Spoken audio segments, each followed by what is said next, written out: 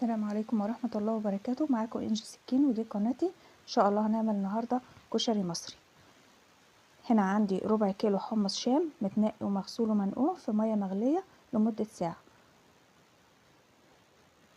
وبرده معايا عدس بجبة، كوباية من عدس بجبة وغسلاها ونقعاها ساعة. هنا صفيتهم ورجعت حطيت لهم مية سخنة تاني ورجعتهم على النار. هنا عندي 6 حبات من البصل الصغير، بصل ابيض مقطعاه جوانح،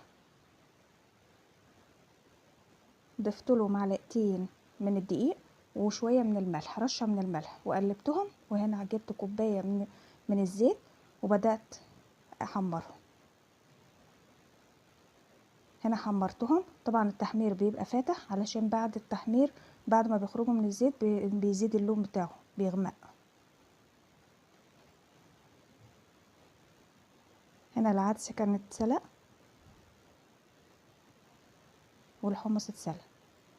طبعا انا مش هستعمل غير 3 معالق بس من حمص الشام في الوصفه دي.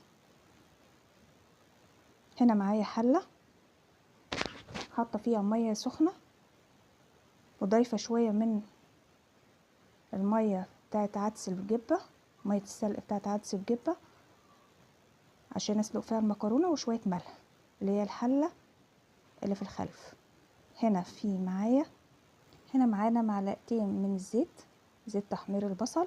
احط عليهم ربع معلقه صغيره من الثوم المفروم، ده علشان احمص فيه العدس بجبه اللي انا صفيته.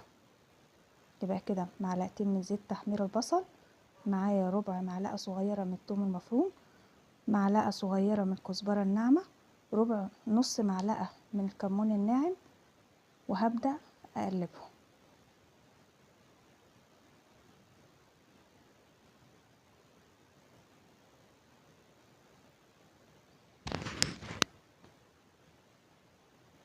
بعد كده هنضيف لهم معلقه كبيره من خل ابيض،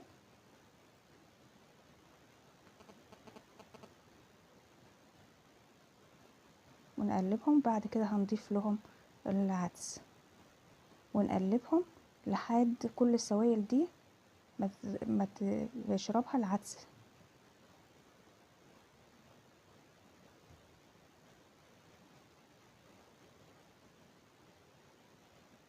كده يبقى احنا حمصنا العدس.